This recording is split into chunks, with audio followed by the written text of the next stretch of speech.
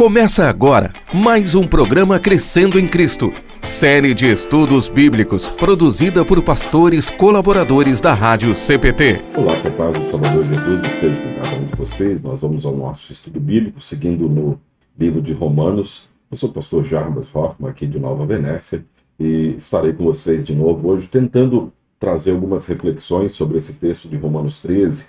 A gente tem aí uns 20 minutos para conversar, então você já sabe de antemão o tempo que você vai dedicar para isso aqui, mas eu aconselho que você dedique mais tempo depois. É um texto muito importante e ele é especialmente importante no momento que nós vivemos, já agora faz uns 2, 3, 4 anos, talvez um pouco mais, um pouco menos, em que muito se fala da autoridade. Eu vou me dedicar especialmente nessa questão da autoridade, que é a primeira parte desse texto. Eu vou colocar ele aqui para vocês verem, e vocês podem olhar ali, do versículo 1 até o versículo 7, o apóstolo Paulo fala da questão da autoridade.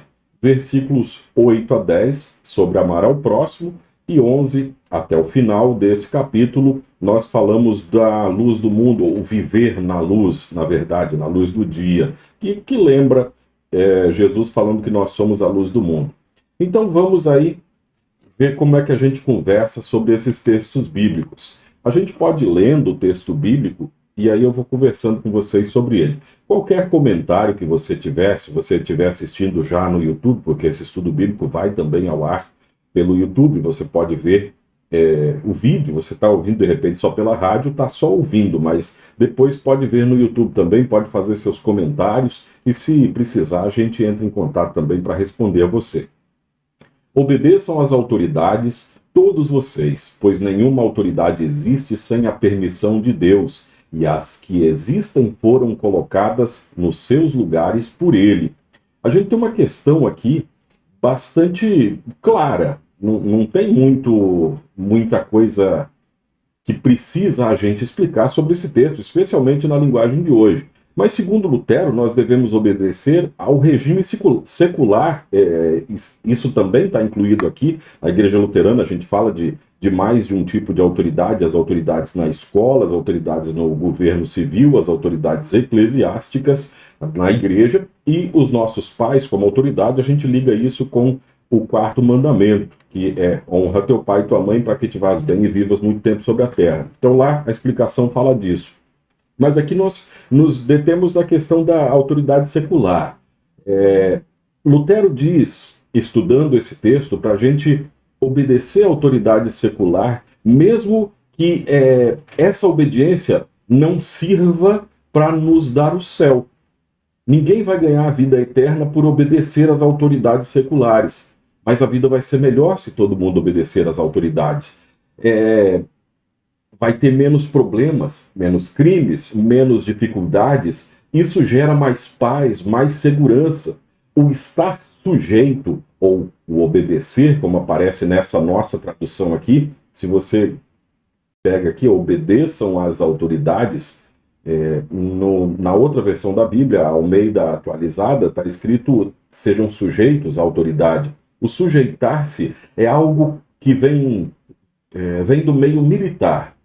É um termo militar, empregado para marcha. Todo mundo marchando junto, no mesmo passo. Certamente você já viu soldados marchando e você viu eles seguindo esse mesmo passo, num mesmo andamento, numa mesma marcha. Às vezes tem até uma música para que ninguém perca o passo.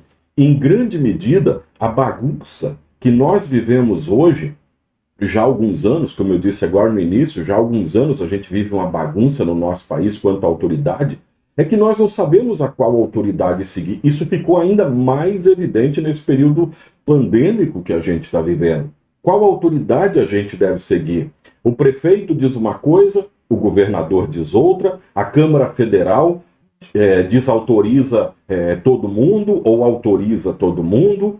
Aí se convoca o judiciário para que o judiciário decida e a gente não faz ideia do que vai ser decidido. Um exemplo, só na questão da prisão em segunda instância, que é o desejo de todo brasileiro que criminoso condenado vá para a cadeia, e hoje nós vivemos uma sociedade em que criminosos já condenados em segunda instância e estão soltos por causa desta decisão, mas só na questão de prisão em segunda instância, o STF já mudou 3 vezes de entendimento. Parece, e aqui eu não quero julgar, mas parece que depende de quem está abaixo dessa lei no momento. Se pegou esse, aí a lei vale. Se pegou aquele, aí a lei não vale mais. Isso gera insegurança para o cidadão. Quanto a nós, quando nós torcemos contra uma autoridade, só porque de repente ela não foi eleita, não foi o meu candidato, a gente está aí no ano de começar uma campanha eleitoral, se não me falha a memória, para governadores, ou é esse ano ou ano que vem, não sei, mas todo ano quase tem eleição no Brasil. Mas quando nós torcemos, recentemente a gente teve para prefeito, ano passado, mas quando a gente torce para um candidato, a gente acha que ele é o melhor, a gente não devia torcer só por torcer, mas vamos dizer assim, nós analisamos, cremos que ele seja o melhor e que vai fazer o melhor trabalho, mas de repente esse cara perde. Essa mulher perde. Aí nós torcemos para quem ganhou se dá mal. Me perdoe a palavra, mas isso é burrice. Você torcer para o prefeito da sua cidade se dar mal, você está torcendo para a sua cidade ir mal. E isso vale para prefeito, governador, presidente da república, qualquer autoridade. Se você torcer para os policiais se darem mal, o que vai acontecer com a segurança pública do lugar onde você mora? Então, quando nós torcemos para o candidato que ganhou, que não era o nosso, para esse se dar mal, nós mostramos que nos importa a nossa vontade, não o bem das pessoas.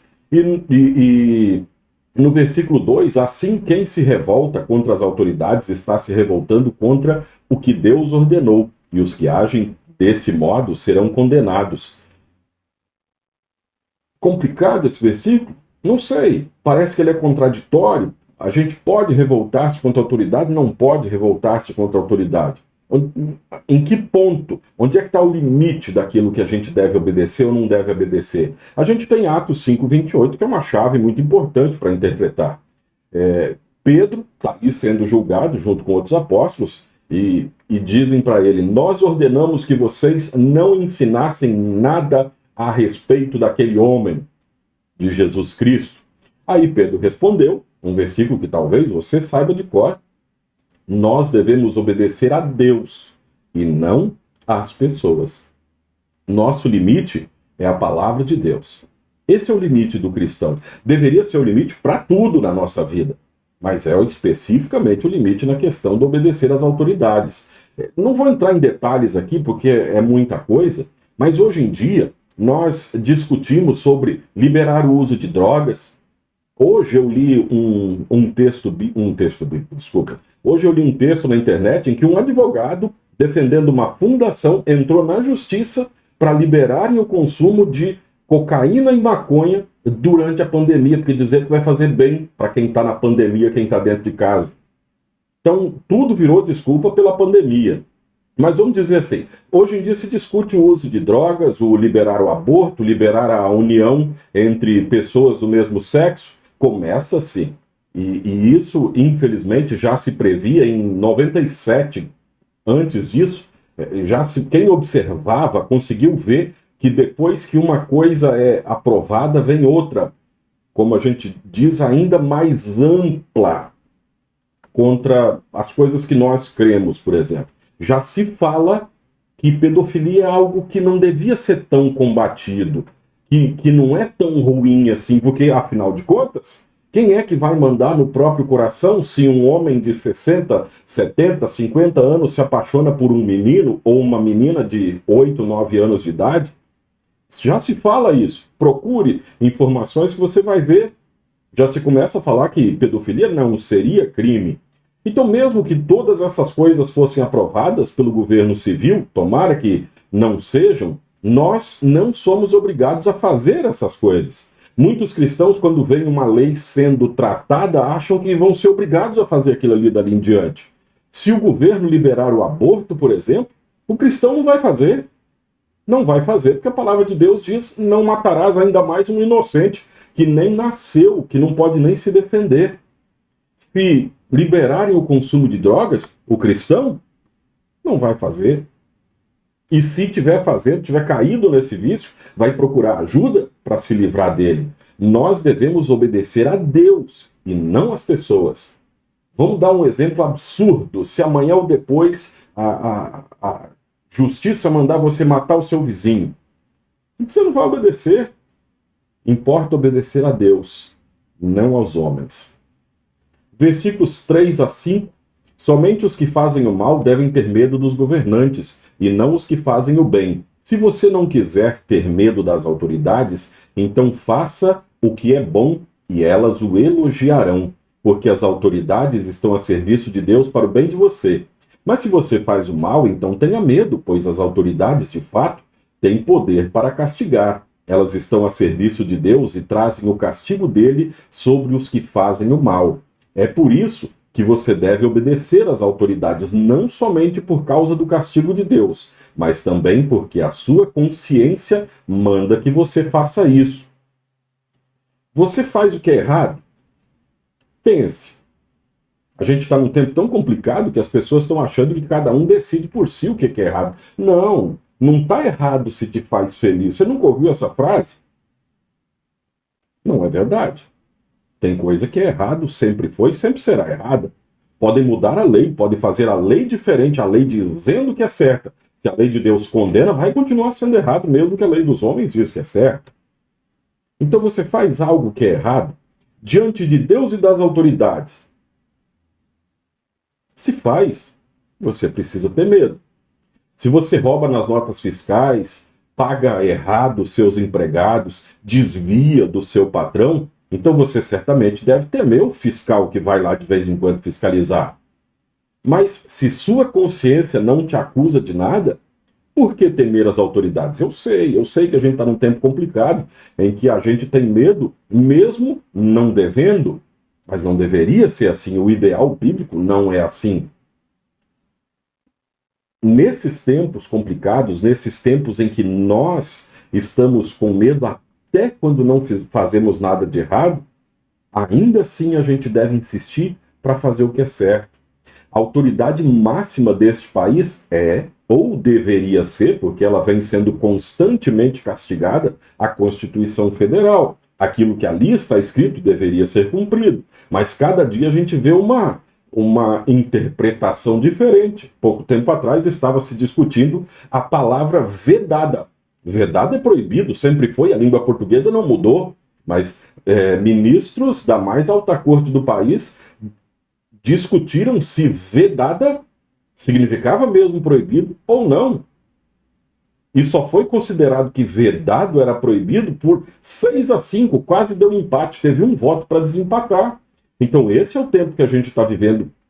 Por isso, nós também devemos orar pelas nossas autoridades, para que façam o que é certo, para que façam o que é bom, para que as pessoas honestas, capazes, boas, ocupem esses cargos. Nós queremos que o dinheiro que vem para a saúde fique para a saúde. Nós queremos que o dinheiro que vem para a segurança pública fique para a segurança pública. Para a gente, o cidadão, ter mais saúde, ter mais segurança e ter até alegria em pagar impostos, como diz os versículos adiante ali, os 6 e o 7.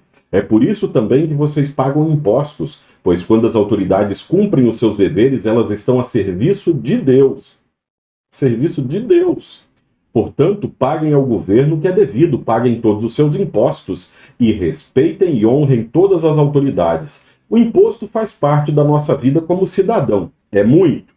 Olha, certamente é muito. A nossa carga tributária é altíssima. É mal usado? Olha, tudo indica que sim. Mas isso me dá o direito de não pagar? Eu posso até não pagar, mas eu vou ter que arcar com as consequências de não pagar. E pode ser multa, pode ser pagar mais do que eu já devia no início, pode ser perder posses, pode ser tolhido de praticar minha atividade para o meu sustento, pode ser muita coisa. Então eu posso até decidir não pagar, mas a Bíblia não me permite fazer isso. Eu vou arcar com as consequências diante do governo. Paulo, na época dele, na época do apóstolo Paulo, o sistema de governo, o sistema de impostos era diferente. Hoje é diferente de outros países. O sistema de governança é diferente, mas o princípio aqui é similar. Se o governo está agindo bem, está fazendo bem, nós deveríamos até pagar com alegria. Infelizmente, nós temos pago com tristeza. Mas isso não nos impede de lutar por coisas melhores, mais justas, leis mais justas, menos impostos, melhor uso do dinheiro público, melhor uso do dinheiro dos impostos. Nos últimos 2 anos, a gente tem visto que, na medida em que se combate a corrupção, empresas do Estado que davam prejuízo começaram a dar lucro. Então isso é um indicativo fortíssimo de que havia ali corrupção. E que está tendo menos, se não tem nenhuma, não sei, tomara que não, mas pelo menos menos é evidente que está tendo. Porque as empresas que só davam prejuízo começaram a dar lucro.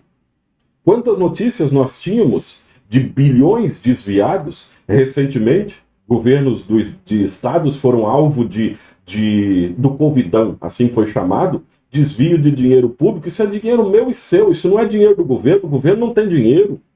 Nós pagamos os impostos, o governo não pode gerar riqueza.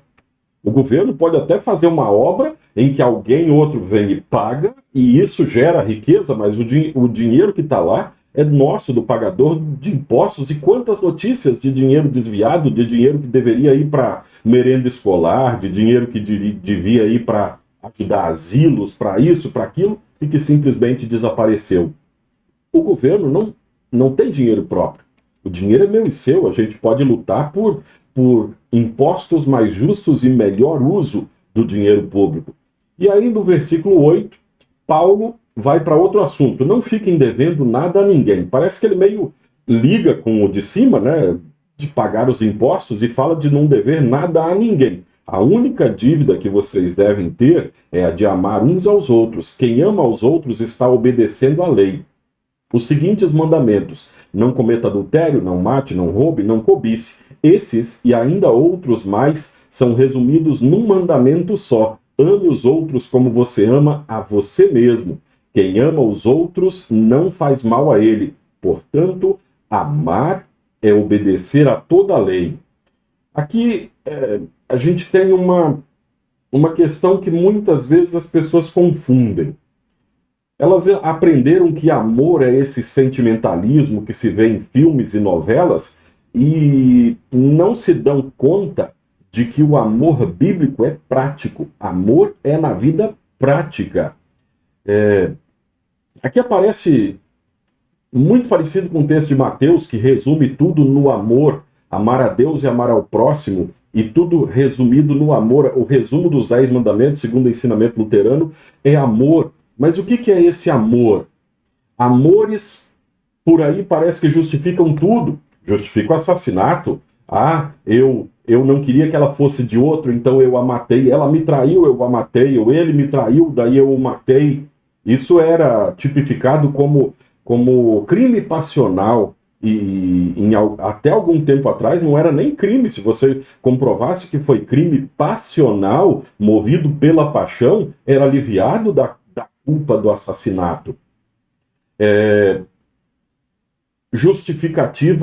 Amor justifica ciúme em excesso, desconfiança, justifica trocar a esposa por outra, ou por outro. Os tempos tão estranhos, tudo vai na conta desse sentimento. Mas o amor bíblico não é esse. Ou pelo menos aqui não é. Não é para eu amar o próximo só se eu tiver empatia com ele, para usar essa palavrinha inútil da moda agora. Deus não tem empatia pelas pessoas, Deus tem misericórdia pelas pessoas, compaixão pelas pessoas. O cristão não deveria ter empatia pelas pessoas, ele deveria ter compaixão pelas pessoas. E aí tudo justifica. Se eu amo, se eu me dou bem, então eu ajudo, eu faço. Veja o que Romanos 12:20 diz. Se o seu inimigo tiver fome, dê comida a ele. Se tiver sede, dê água. Amar é agir. Você já agiu em favor da sua esposa, do seu marido, dos seus filhos? Você já agiu em favor do seu patrão, dos seus empregados? Isso é amor na prática. Para não deixar para lá, vamos ler os últimos versículos do 11 ao 14. Vocês precisam fazer todas essas coisas porque sabem em que tempo nós estamos vivendo. Chegou a hora de vocês acordarem, pois o momento de sermos salvos está mais perto agora do que quando começamos a crer. A noite está terminando e o dia vem chegando. Por isso, paremos de fazer o que pertence à escuridão e peguemos as armas espirituais para lutar na luz. Vivamos decentemente como pessoas que vivem na luz do dia. Nada de farras ou bebedeiras, nem imoralidade ou indecência, nem brigas ou ciúmes, mas tenham as qualidades que o Senhor Jesus Cristo tem e não procurem satisfazer os maus desejos da natureza humana de vocês. Vou destacar isso aqui, porque na maioria dos casos é justamente aqui que mora o nosso problema. Nós queremos satisfazer a nossa natureza humana, seja contra as autoridades, seja na questão do amor, seja na falta de testemunho. Lembrem que Jesus Cristo amou a cada ser humano que pisou, pisa e pisará sobre a face dessa terra. Ele não olha para você e vê se você é especial, ele já diz: você é especial, eu vou morrer por você, aliás, eu morri por você e dou a vida eterna a todos quantos creem em mim. Isso você precisa crer e você precisa também anunciar. Que o Senhor, nosso Deus misericordioso, tenha compaixão de cada um de nós, que Ele olhe para nós e nos faça sempre lembrar que acima de todas as autoridades, Ele está cuidando de nós. Que Deus abençoe todas as nossas autoridades, que dê a eles sabedoria, honestidade e vontade de trabalhar para cada cidadão desse país. E ainda fica a recomendação: orem pelo país, orem pelas autoridades, porque Deus vai guiar. Que Deus abençoe, fique em paz, na paz de Cristo. Acompanhe este e outros programas em radiocpt.com.br.